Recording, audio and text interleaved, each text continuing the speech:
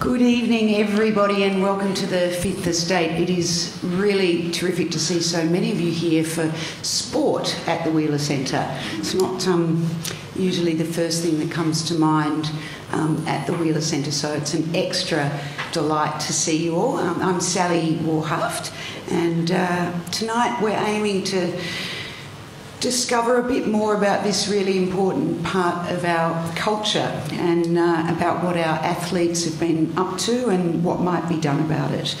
And joining me are three gentlemen who definitely don't need any performance-enhancing drugs.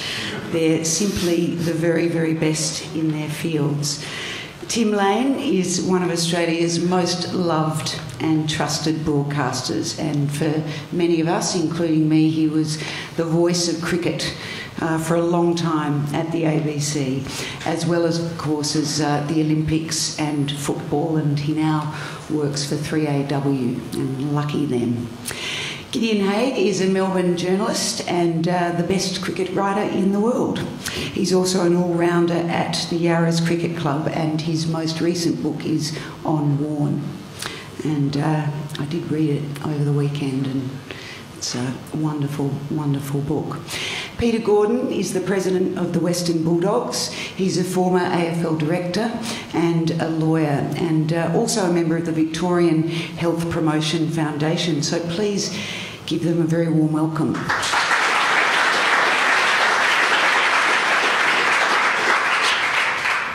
We're here tonight. We're prompted, of course, by the report of the Australian Crime Commission recently. The report was codenamed Project Aperio. Do you know what that means, Gideon? It's Latin. No? Gotcha? Got me there. It means to open or to uncover. And I didn't see. I had to read the whole report to find out that it actually had a code name. How incredibly pretentious of them. Yeah. So let's start with each of you on your reflections on the recent revelations and the uncovering of the Australian Crime Commission. And Gid, we'll start with you. Well, it didn't come out of a cloudless sky. I think it and it resonated perhaps. I think 99% of people won't bother reading the report, and perhaps that's to the report's advantage because it is sort of written, sown very thickly with innuendo and supposition and perhaps over hasty conclusion. But I think it did resonate with general misgivings in the public about the direction of sport. I think Australia identifies itself very strongly with sport, and therefore anything that reflects badly on our sporting reputation is disproportionately felt. We have a sporting culture that we like to distinguish from England's, but it is a fundamentally Anglo sporting culture. We don't think well of cheats. We would like to regard ourselves as good sportsmen, even though we often tell ourselves that we play it harder than the effete Englishman, and we don't necessarily believe in sporting graces to the same degree. And of course, sport in an Australian media environment looms incredibly large. I mean, it's the only part of the newspaper that's grown larger in the span of my career. Everything else about the newspaper has been downsized, but sport and football especially seems to have more than held the line. And sporting properties are the most valuable in broadcasting terms in Australia.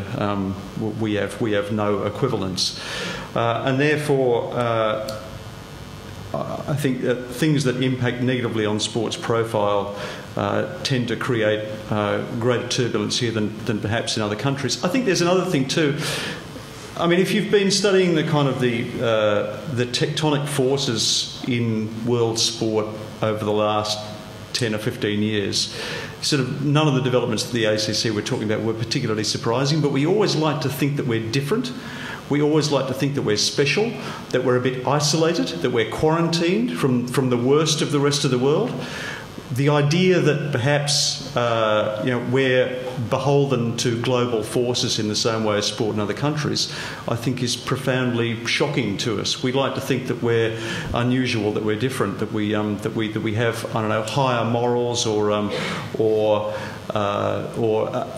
sport is a kind of has a special status and is impervious to the forces that we see loosed in other markets around the world. Tim? I have some mixed feelings about it, Sally. I've watched a lot of international sport. I've covered a lot of track and field at Olympic and Commonwealth Games through the years, and I've watched with a sense that the corruption of such a beautiful ideal was happening before my eyes. In fact, it had probably well and truly set in before I rose to the glorious ranks of ABC Olympic commentator. So I badly want to see globally and certainly within Australia everything done that reasonably can be done to clean up sport. It's a hell of a big task, and I don't think I am going to see that happen in my lifetime. There are those who say, well, there have always been cheats, and I think if you read David Woloczynski's book of the Olympic Games, you discover that there were marathon runners who, I think one used strychnine in the very early years, which seems like an odd... One jumped on a train. Yeah, well, there's been that. There have been... There's something kind of clean and wholesome about that. The support for public transport, for one thing. You couldn't do it anymore.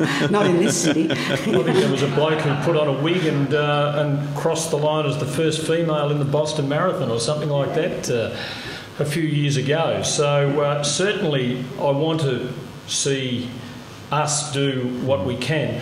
On the other hand, and this is something that I've only been getting a handle on since that day when suddenly this was sprung upon us, apparently out of nowhere, although obviously time and effort had gone into what the Australian Crime Commission produced. But the use of coercive powers, as John Watson wrote in The Age in a piece on the opinion page last week, which can put even an innocent sports person in a more disempowered situation than an accused murderer, is somewhat frightening. The idea that sports people, again, who might be innocent of anything, could have their phones tapped is a pretty disturbing prospect. So, I mean, there's cause, I think, to really ponder this and to wonder exactly what is going on. I'm sure Peter can give a more learned dissertation on it than I'm capable of. I agree with Gideon about these Australian characteristics of the fact that we do like to think that we're a bit more noble, and yet we also pride ourselves on our whatever it takes sort of attitude to sport, and these are colliding forces. And if we're honest about it, we can't imagine that a whatever it takes sports society such as ours is going to be free of some level of cheating, particularly in some of these highly competitive jungle-like global sports. And I think the outcome of the Essendon situation is going to be really interesting here. If it turns out that Essendon footballers have been given a banned substance or banned substances, just what happens from here? I was interested to read Caroline Wilson, I think it was, reporting today that David Evans, the chairman of Essendon, has basically said he'll do everything it takes to get his players off this. Now, one can understand that, but I'm not sure whether it's actually a responsible position for a sports administrator to take. And as well as having a very acute legal mind, Peter is president of a league footy club, so he could perhaps give us an insight into the position he would take. But bear in mind that as well as a club office bearer, David Evans is a sports administrator and a senior one. And I think it's important that sports administrators take a responsible position and think carefully about what that involves. It's even more important then that the powers that be at the AFL take a responsible position as senior sports administrators. And I can see that there would be almost a sense of panic at the possibility of losing an institution as important as the Essendon Football Club to the AFL competition, even if only for a temporary period. I mean, it's a frightening and an almost unthinkable prospect. But I don't think that entitles the AFL to do whatever it takes to minimise the damage to its competition. I mean, it has to be not just prepared to, but I think it should encourage a process where justice, and when we're talking justice here, we're talking justice against a global backdrop, because we're talking about a world anti-doping code, and whatever comes out of this needs to be consistent with and compatible with the way in which such offences are treated on a global basis.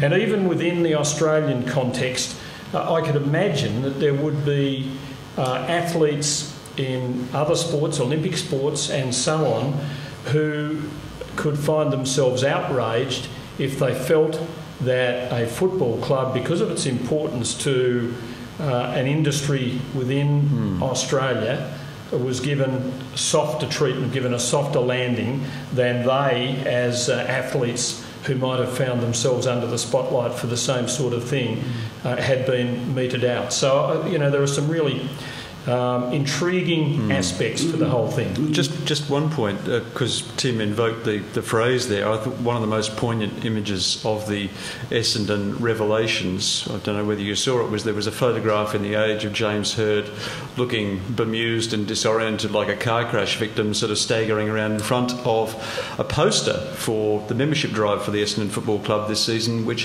bore the logo, "I will do whatever it takes." And it's interesting that David Evans is getting high on his own supply, to coin a phrase. He's treating it a little bit like a competition. It's a game that Essendon have to win. There's also a television picture of some incredibly powerful water spraying device peeling that whatever it takes sticker off a wall at Windy Hill. Peter. Well, in answer to your original question, I think that the Australian Crime Commission report, in both its substance and the somewhat dramatic method of its delivery, was pretty unhelpful to any constructive purpose. I think that in particular the way in which it conflated performance-enhancing drugs with illicit but not performance-enhancing drugs was opportunistic. And I think that it's very important for people to be able to read the report and analyse exactly what is and has not been revealed by this. There is no doubt that many illicit drugs which are not performance enhancing are in very, very broad use in Australia today. There are quotes, I think, and statistics which demonstrate that somewhere between 20 and 30% of young people in a particular age demographic from 15 to 25, I think, are using these sort of drugs, cocaine, marijuana, ecstasy, reasonably regularly.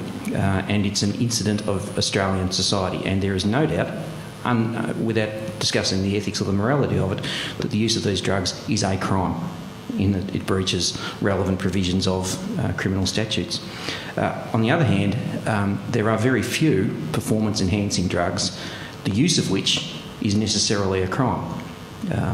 The importation of them may be a crime, the selling of them may be a crime, the use of them without prescription may be a crime, but the use of them under prescription, and even in many cases without a prescription, is not a crime. And what jurisdiction the Australian Crime Commission invested to itself really only came about by the conflation of the two concepts. I think that it put both, in fact all of the sporting competitions, in a really difficult position. I felt for for Andrew Demetrio and Mike Fitzpatrick being placed in the position that they were in, and by analogy, every one of the clubs that they were put in, because we're all confronted with your players are vulnerable to the use of these drugs. Which drugs? Well, all of these drugs, really. How are they vulnerable to them? They're vulnerable to them because they live in a society in which these drugs are in frequent use. Well, yes, but so is the ABC and the Wheeler Centre and the employers of everyone who are here today, because that's the society that we live in. How does it relate to performance-enhancing drugs? Well, sometimes the people who are producing or making available the illicit drugs might also be the source for the performance-enhancing drugs. So from almost every point of view, I think it's questionable as to what sort of role the Australian Crimes Commission report has played. It's blackened the name of the competition. It's done enormous reputational damage, and in particular in the case of the AFL, and I'm by no means, my history demonstrates I'm by no means an apologist for everything the AFL does. I think it's been at the forefront of drug policy, and I think it has to be borne in mind that the Essendon controversy came forward in advance of the Australian Crime Commission revelations, and insofar as the AFL is concerned, do you think that was the only other thing? Well, before we get to that, the only other allegation which has surfaced is the allegation that one other player is alleged or is suspected to have used something. Now, in many jurisdictions and in many sporting codes in the world, that would be regarded as an outstanding record, and yet all of our clubs have, and the competition as a whole, has suffered this enormous reputational damage. I think it's been most regrettable. I want to talk. Has the reputational damage been that deep, Peter? I mean, I was interested today. I was on a plane, so I had the opportunity to read the sports sections of the three major dailies here, and there wasn't a mention of it. There was widespread embrace of the excitement of the onset of the football season. It almost felt a little bit like yesterday's issue. Perhaps it only affects or irritates or upsets sort of 1% of the sporting population. Well, you know, I doubt that there's been a major sponsor of a club or a competition who has not been in touch with the club to say, what have we got to fear in relation to this? I doubt that there's not been a major financial contributor to any club that hasn't been on the phone in relation to that. Who knows what prospective opportunities may have been lost because of the risks which are involved. And you know, again, I think it's broadly based on this conflation, which I think is false, artificial and inappropriate, between the performance-enhancing drugs and the illicit drugs. And let me tell you, as a person who's come back into AFL administration after a 16-year layoff, this issue of prudent management of the illicit drug issue is a complete nightmare. The idea that you can stand up in front of a list of young players who you know are in that age demographic and you know, ask if they know whether we've got anything in our club, knowing that if they do know about it, the chances of them fessing up in any circumstances, is illusory. And this is, from a club management point of view, the potential for this risk to eventuate is uncertain, it's uncontrollable, and it's potentially catastrophic in the sense that if the Bulldogs had major sponsors walking out the door, you know, we're in serious financial trouble. We can apply the best diligence and prudence and education and vigilance we can, but we can't control this risk. One of my first moments of disconcertedness about this report, and we're talking here about reputational damage, was watching a TV show, and I can't recall which one it was, and I know TV has powers of exaggeration of a message, which we always have to be careful of, but it showed a series of edited clips of reports from news bulletins around the world about this report. Australian media love doing that. In Australian sport. And it was very powerful. Because, and I know The Guardian, for which you write, Gideon, has written about it. Now, not everyone around the world sees it in the way in which it was shown on Australian TV, but nevertheless, a lot of people have seen this, and I think it was misrepresentative of the state of play. And that's not to say that I think Australian sport is clean. Just a quick comment on Peter's comments about the conflation of the two policies. As he knows, I've been a critic from day one of the illicit drugs policy. I just don't think it was something that a sports administration should have embarked upon. It was too difficult, and there were going to be elements to it which only emerged with time. And of course, it's invasive, and people say that drugs are illegal. Well, so is the football competition about entrapment.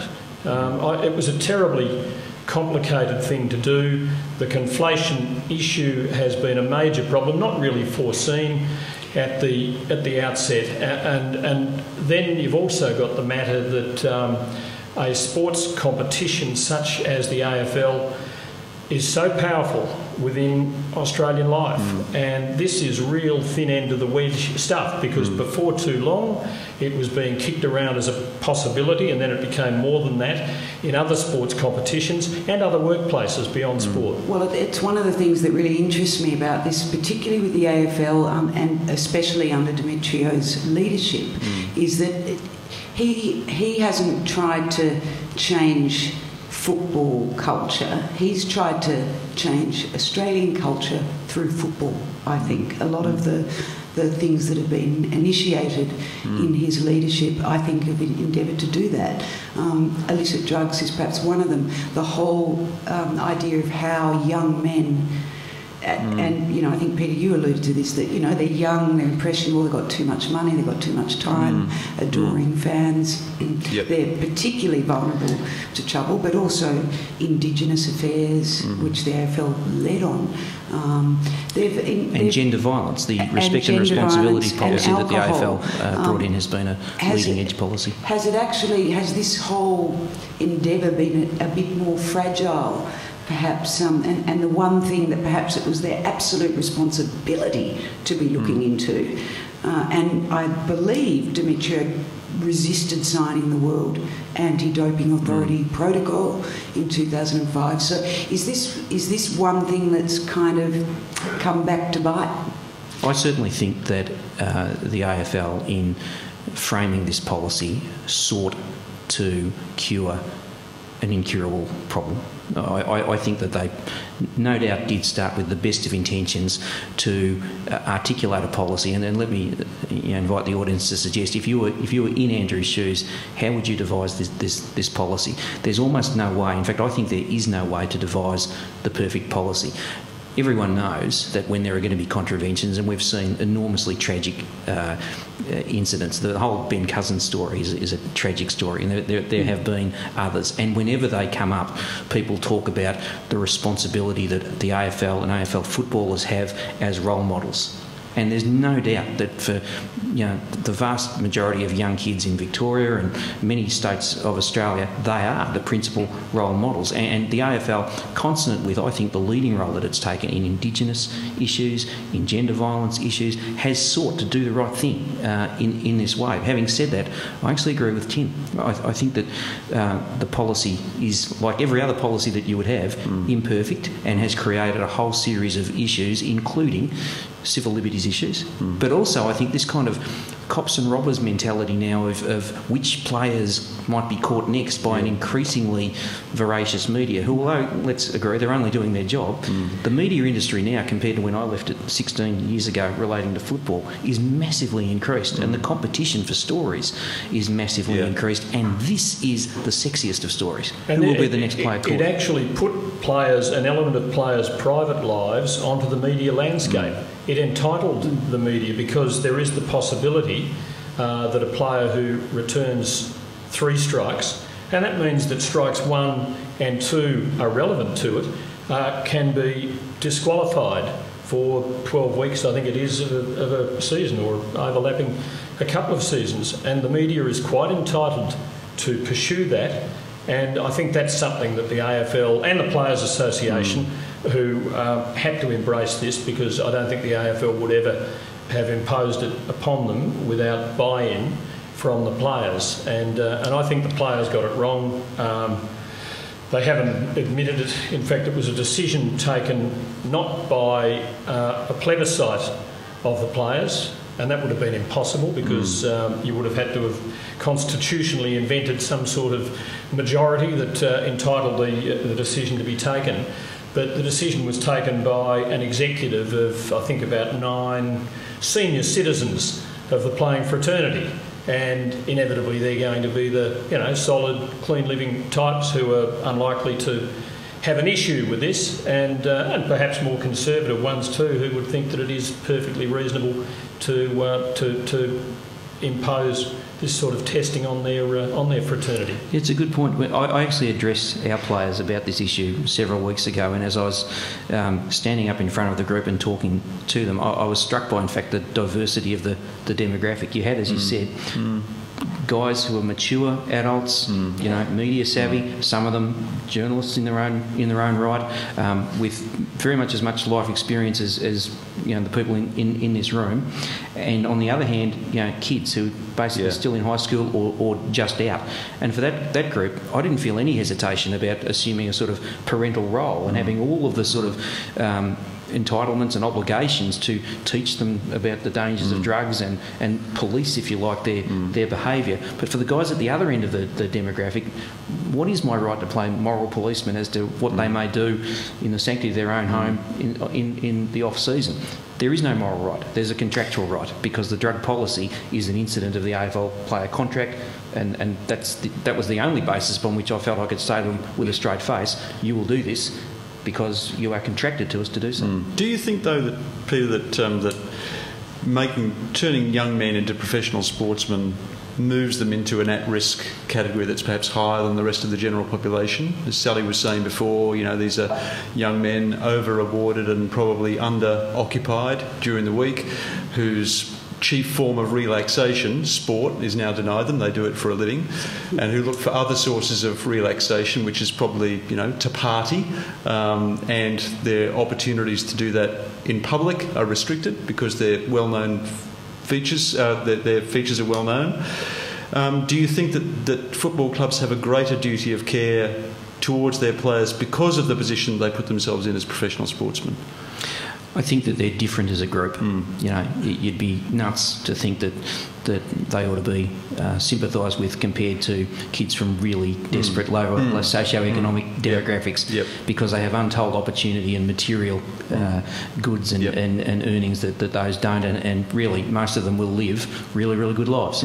But having said that, the sort of it's remarkable to see an 18-year-old or a 19-year-old gravitate from the ordinary suburban environment of high school into an ethos where he's got more money than he's ever had or knows what to do with, more opportunities, fame, glory, girls, everything. It is without doubt a very uncommon experience, and there's no generalised response to it. There are some who deal with it better than others, and there are some that we've seen over recent years who deal with it spectacularly badly. I think that a club does owe a duty of care to them, and that duty extends to being able to recognise the vulnerabilities of particular individuals. There's also the matter of the drafting of players, the recruitment system that applies now, whereby when talented young footballers are approaching their 18th birthday, they can register to be drafted by an AFL club. And I think of all the reasons I can think of that might justify the illicit drugs policy, it is that a kid approaching his 18th birthday from outback Western Australia could find himself coming to Melbourne, or a young Melbourne kid could find himself going to Perth or Brisbane. And you can imagine the concerns that parents might feel, and the more rigid the framework of discipline that's put around them, the more comfortable parents might feel. And yet, I still don't feel it provides the ultimate justification, because Dustin Fletcher's about 38, and I just don't. You're saying only about 38. You think you might be older? There sometimes seems to be a bit of grit missing. I don't know. The best public service announcement I've heard recently about sport and moral conduct was actually Eddie Maguire, and he was asked if he could speak about the sponsorship deal between Collingwood and the RACV, and he said, "Here's the deal. We take the money, and I tell the membership stop knocking off their cars." And I thought, there's a bit of grit missing, that sometimes the message, at least in the way it's delivered into our lounge rooms, is a bit highfalutin and a bit sanctimonious. In an odd way, this whole debate, I think, comes at a curious time when the AFL is about to have a serious debate about what's called equalisation policy, where at its fundamental point, clubs and the fans and the competition as a whole are asked to decide this question: should we artificially configure for the weakest and the strongest clubs, the smallest and the biggest franchises, all to have the same number of resources to just compete? Or is it okay for the biggest to crush the smaller? And if the answer to that is the former, that is to say we give everyone basically equal resources, and we have a draft, and we have a salary cap, then we more and more get a group of 18 homogenised teams with teams of roughly equal ability, roughly equal support services, and to some extent over recent years it's been those sort of measures which have caused some teams to look for ways to cut an advantage. And maybe this is an opportunity, not so much for the players and not so much for the football departments, but for those who lead the competition as a whole, to say, we'd actually like you to disavow the concept of what Essendon call whatever it takes, and return to a value of it's not whether you win or lose, but it's how you play the game. And that would, of course, be a big cultural shift for the AFL and for Australia. Well, that's a perfect segue actually to what I want to talk about next, which is to get off the sort of specifics of the AFL and onto the I suppose the deeper cultural links with Australia and sport. There's a lot of nonsense around what kind of a sporting nation we are, it seems to me. Gideon, I know you've written about it. The idea that Australians play to win, as if Indians don't. The idea that we're uniquely passionate about sports, as if Brazilians aren't. This sense that we're good sports. There's something Australian about our sportiness. So I'm wondering what you think, about that. Perhaps Tim will start with you, and then Gideon, perhaps you can speak about whether this has historically been true. But Tim, what do you think? Is there something particularly Australian about our sporting culture? I think we're a mix, Sally, and perhaps that's the element of Australianness that comes to the fore. It has been pointed out to me, and often, even though I've spent almost every Saturday at least at the football, and for about 40 years, and Saturday and Sunday for 20 or 30 since Sunday football was regularly played. So often people actually have to point out to me what's going on beyond the rarefied air of the commentary box. And a colleague of mine at the ABC in years gone by, Peter Booth, often used to comment at the end of games on how much he loved the fact that the players, as fiercely fought as the game was, always shook hands before they went off the ground. Cricket, the gentleman's game, actually had to contrive that a few years ago because things were getting a little out of hand on the field. But it's not just on the battlefield, it's on the more peripheral battlefield too, out in the outer, that this happens too. There is rarely a really violent incident in our football crowds. Bill Kelty, these days a commissioner of the AFL, said to me a number of years ago, and it really struck a chord. It was following, and I certainly remember the event well, the 1999 preliminary final between Carlton and Essendon. That was the day 200 to 1 outsiders got up. The Blues beat the Bombers by a point, and then Steve Bracks knocked off Jeff Kennett with a goal a couple of weeks after the siren on the Saturday night. And Bill Kelty is a mad Essendon supporter.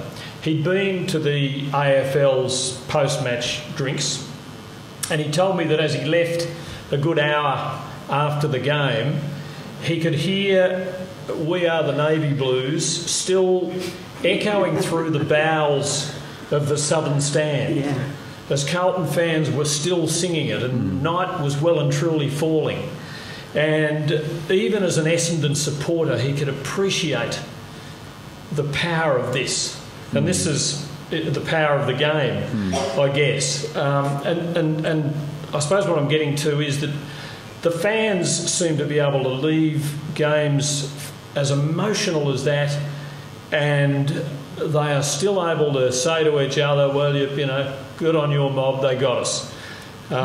Because that is the culture of the game. On the other hand, when we play cricket against other countries, and I suppose that's the sport in which we have large crowds on a regular basis going along in the hope that Australia will belt the living daylights out of whoever its unfortunate rival is on that day, we're not always so gracious, and at times I find myself at the cricket feeling a little uncomfortable about Australianness at sporting events. So we are a mix.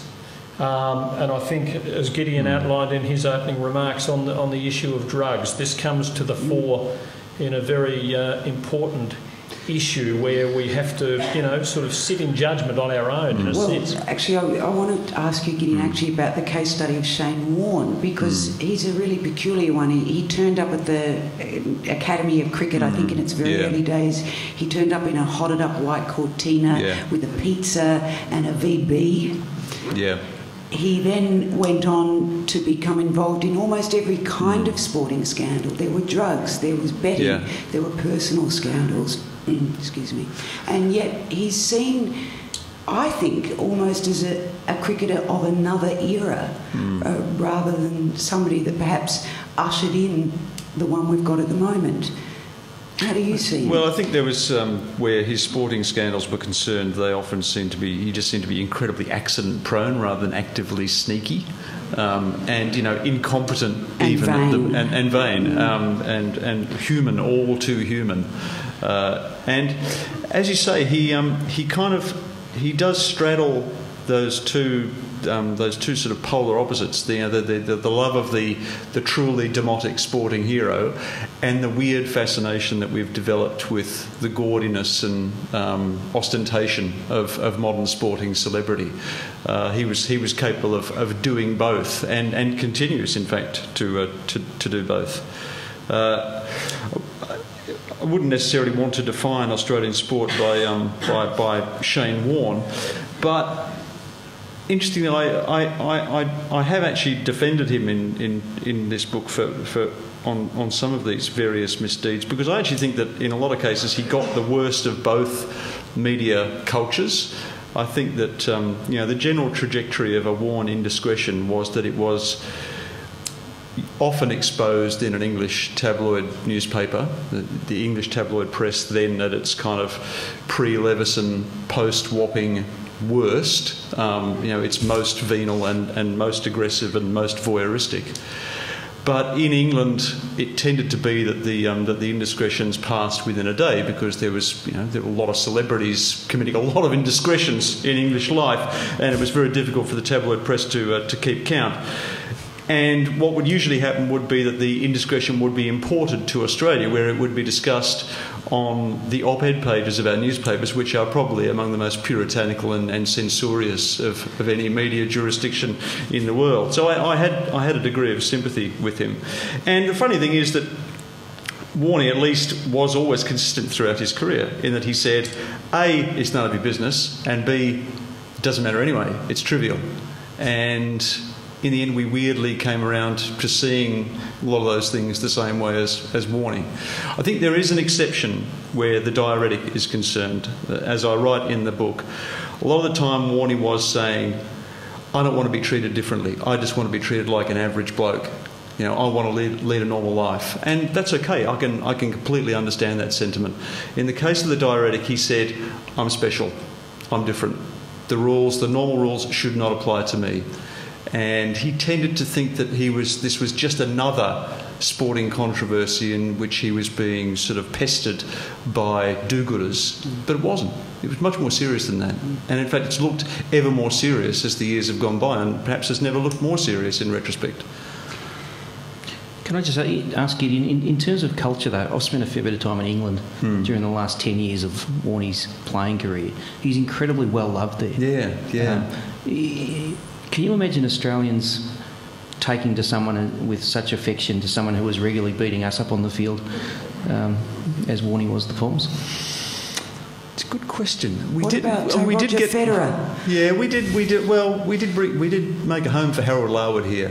We did ultimately welcome Tony Gregg, and we mourned his passing. I think perhaps a little bit more time needs to pass, perhaps, before we grow fond of foreign sportsmen who beat us. Now, eventually we will pay them tribute. There's immense regard and esteem for Vivian Richards at the moment, but I don't recall it being perhaps quite the same way in the 1980s. We got a bit sick of getting beaten black and blue by the West Indies. Perhaps now they're no longer really a threat to anyone. We've come to mourn the passing of those great Caribbean sides. I think Warnie too perhaps provides the Poms with an opportunity to have a bit of a chuckle at us. Yeah. I mean, we are talking about, after Bradman, Australia's most significant and greatest cricketer. I'd go so far as to say that he might be the greatest sportsman I've seen. In sporting terms, he picked up a weapon about as obsolete as the bow and arrow, leg spin bowling, and he intimidated the armies of the earth with it. That's how good he was. But on the other hand, he is a flawed character. And I agree entirely with Gideon that some of the stuff that he was pursued for perhaps was needless and unfair and trivial in terms of its real news value. The gambling one, line ball, and we don't really know, and the drugs one, well, he clearly breached the code.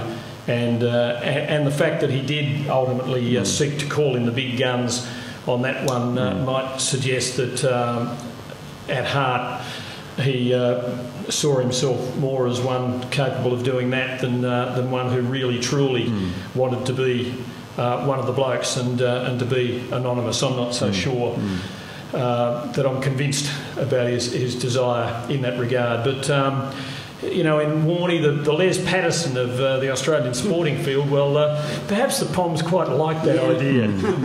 Some of them, anyway. Peter, I want to ask you a question, but as somebody who spends a bit of time with these young men, not as a sort of lawyer or president, but as somebody who actually knows these young men, there's a quote from Gideon's book. A standard of uniform excellence is more than the human mechanism can achieve. This idea of uniform excellence all the time. How do you teach young men that you can't turn yourself into Phar Lap? How do you? It's more than uniform excellence. In fact, it's probably, you know, sportsmen are talking constantly about operating at 110%. Yeah. Whereas, you know, most of the time, a sportsman would be very happy to achieve 90%, really, and they'll think themselves lucky to do so. But how do you teach this to young guys? How do you convince athletes that peak performance is not just about the body? It's about using your brains and your creativity and other things? Let me first of all disabuse you of the notion that I think any other president actually has a close friendship or personal relationship with the majority of these. I wasn't suggesting that, but you spend time with them. You get to witness them. But I think it's an important point to make. We don't. We get introduced to them. They have incredibly hectic programs, and truthfully, so do we. And we intersect in fact, quite rarely. We try to make time to see each other, but when we do, the age, professional and cultural divide between me, for example, and most of them is quite significant. So that in itself, I think, is an impediment. We happen to have a coach in Brendan McCartney who is incredibly devoted and obsessive to the development of players as people and their character. And I'll tell a story about him because, as most of you know, we won our first game last Friday night since June of last year. Thanks. It wasn't just me, but it was mainly me. Peter's keeping the lid on it. It's one in a row, that's all I'm saying. But when I took over the presidency last November, it being a smaller franchise, I was very concerned about membership, and I was very concerned about sponsorship and making ends meet, particularly in the sort of cutthroat environment that we're in now. And the first conversation I had with Brendan was mate, we can't do that again. We can't be, 5 wins out of 22 and 67%, our worst result since 1981, for too many more years before things get bad. I know you've got a 3, 4, 5 year plan. Can we advance things? And let me hasten to add, I wasn't suggesting we cheat or find some performance-enhancing ways. What's the weapon doing at the moment? He said to me, you need to understand that you can't make 25-year-old bodies out of 18-year-old bodies, and we're just going to have to do it in the best way that we can. And as this debate has played out over the last few weeks, I've had more admiration for him because he clearly, was aware that and maybe was even aware that some of these things were about to break, because it was certainly rumoured in the industry over the past few months, and maybe a lesser man, a different man, would have suggested that there might have been some shortcuts. I'm glad that he didn't. He puts an incredible emphasis on that, but has told me stories in the last couple of months about kids who didn't make it.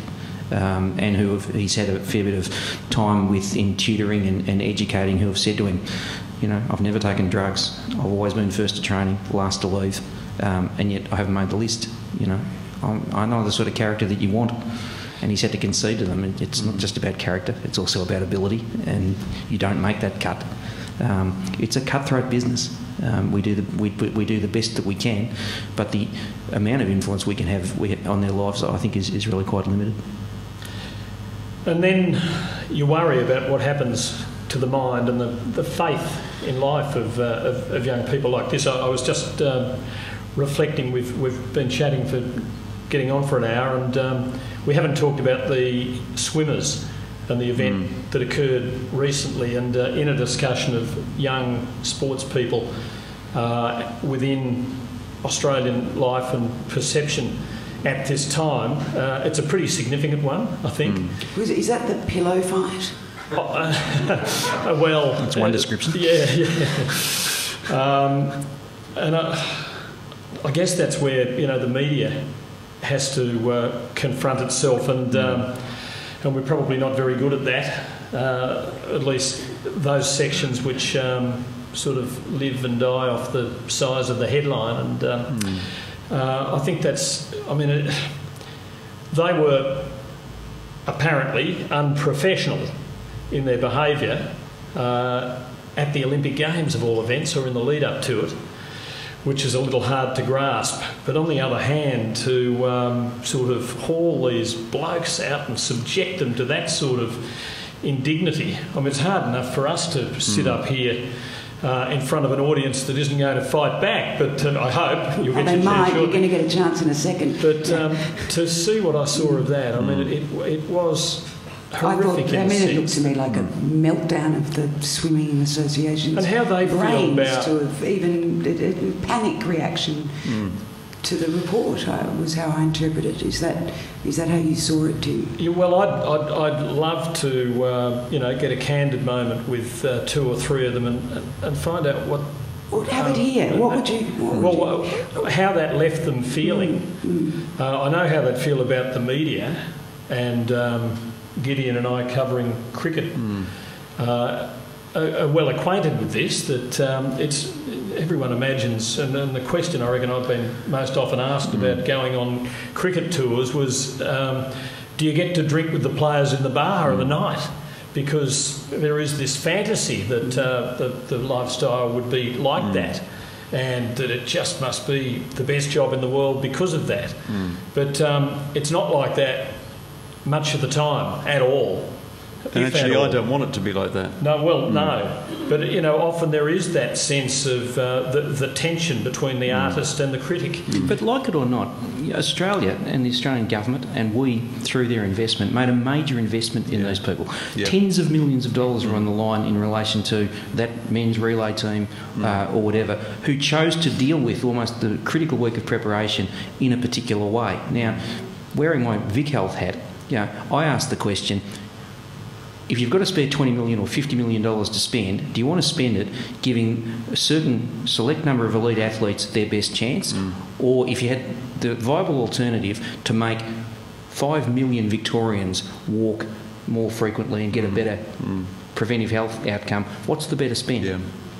I would much prefer my money to be spent, my taxpayer dollars spent raising the health levels of Victorians rather than a particular investment in elite athletes. And I think where the media is concerned, there's a implicit understanding that the sportsmen get cut a lot of slack, that they're pretty protected, that they're pretty celebrated, and hence when they do commit an indiscretion, where they seem to step over that invisible line, they're disproportionately criticised as a result.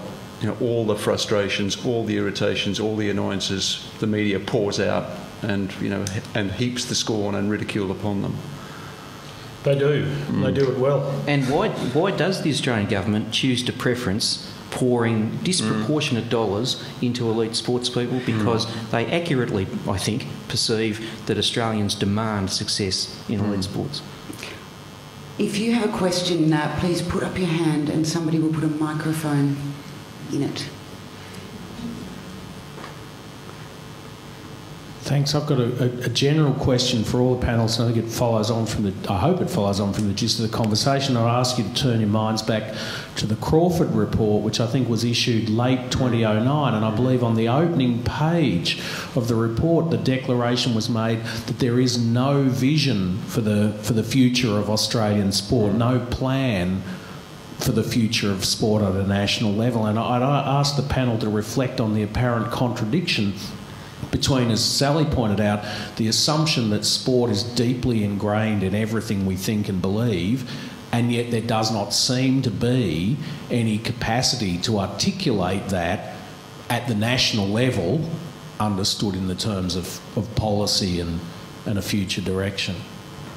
I guess sport is left to, or sports, as the Americans are inclined to say it, are left to fend for themselves as they will within a broader body, which we might call Australian sport. In fact, what Peter was discussing a moment ago, was relevant to the Crawford report, because I think what he was actually suggesting was something more akin to an overall kind of mission for Australian sport, which I think Crawford and his committee did ultimately recommend, much to the chagrin and the anger, in fact, of John Coates and the Olympic Committee. But I don't think it is as simple as the many who actually supported Crawford in the public discussion of that suggested, because the Olympics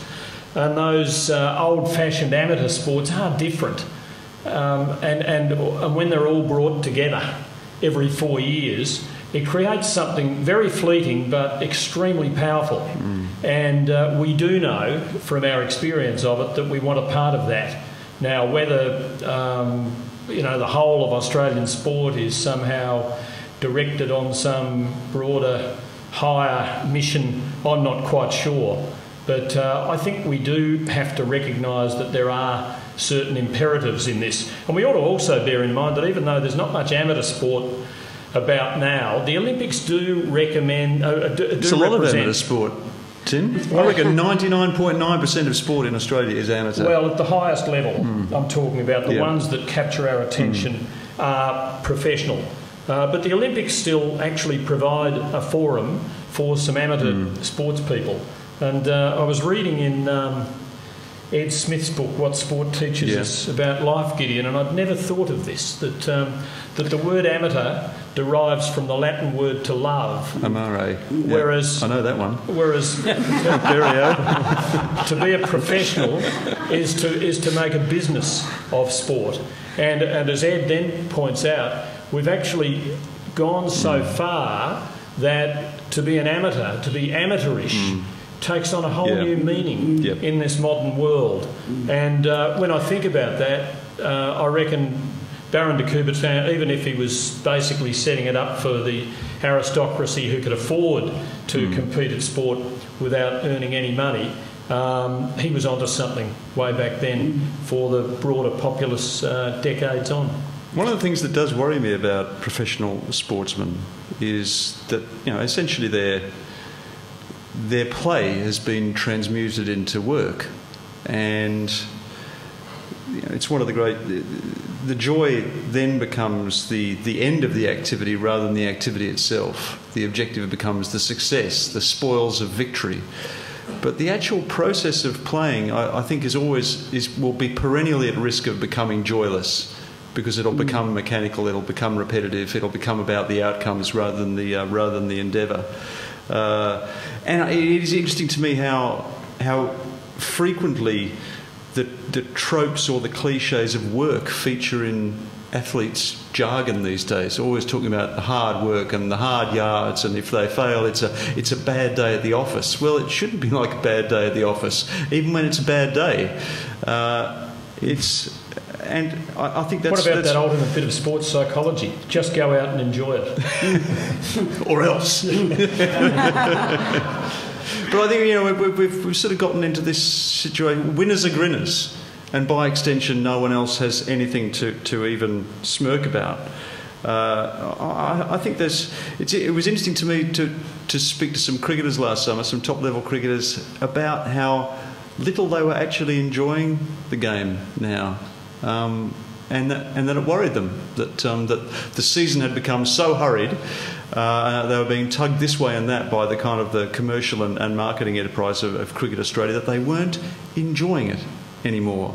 And therein, I think, lie the seeds of sports destruction, because that will inevitably communicate itself to spectators. It's sort of reflected in reports too. One of the unfortunate things I stumbled on preparing for tonight was a report commissioned by the Australian Sports Commission, so our money, our taxpayers' money, that was published last year and I think referred to in the ACC report. It was titled "The Essence of Australian Sport." And this is a government tax-funded report. What is the essence of Australian sport? It looked like garbage to me, but one of its main findings was that the main responsibility for the integrity of sport, wait for it, lies with decision makers. First with the latest. It would seem to me that the great contribution of Australian sport to the Australian society is the recognition of the hero and the hero's journey, the hero's story. Is it ever going to be possible, given your discussion tonight, that we could ever go back to the period of time where we can just celebrate the hero again? Or is that just a past myth? A lot of fallen heroes at the moment. Peter, would you like to... I think people have different definitions of what heroes are.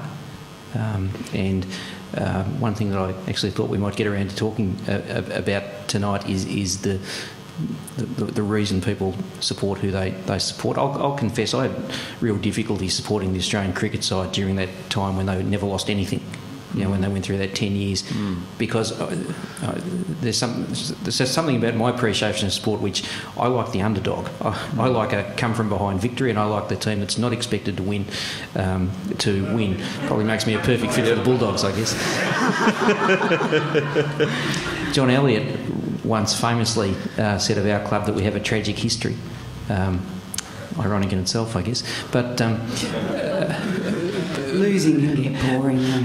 I'm a Richmond supporter. But I find the history of the Footscray Football Club to be inspiring, and I think of the history of those who could have gone to bigger and richer clubs but who stayed to be heroic, and I think that will be an abiding feature of sport. I think one of the points that's come up tonight is that increasingly in the 21st century the elite levels of sport have become commoditised and monetised, and for me at least it's harder to define true heroism in that sort of job, because sad though it is increasingly a job, very much like an office job, and I think those sort of analogies and descriptors are correct, but nevertheless they do exist. I really think that they do, and that they'll continue.